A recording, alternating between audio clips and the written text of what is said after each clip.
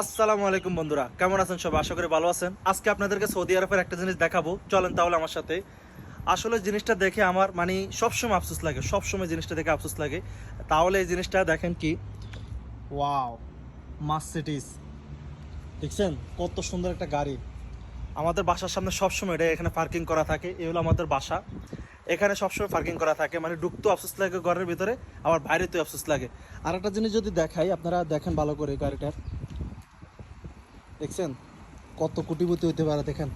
আর বিশেষ করে একটা জিনিস দেখলে পুরাই অবাক হবেন, একবারে পুরাই অবাক হবেন। তাহলে আপনাদেরকে জিনিসটাও দেখাই।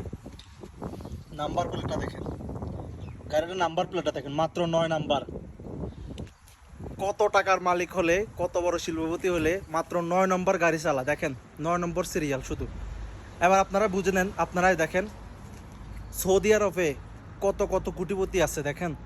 যারা আরব গালফে আছেন, বাঙালি বলেন, পাকিস্তানি বলেন, ইন্ডিয়ানি বলেন, তারা সবসময় জানে কারা এসব গাড়িগুলো চালা। এখন দেখেন গাড়িটা দেখে রীতিমতো আফসোস একবারে।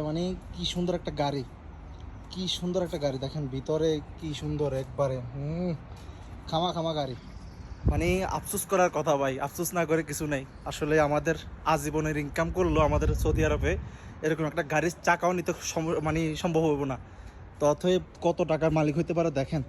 এই নাম্বার প্লেটটাই তার প্রমাণ, দেখছেন 9 নাম্বার মাত্র। আর গাড়িটার সামনে ফোকাস দেখছেন, ওয়াও, নাইস নাইস।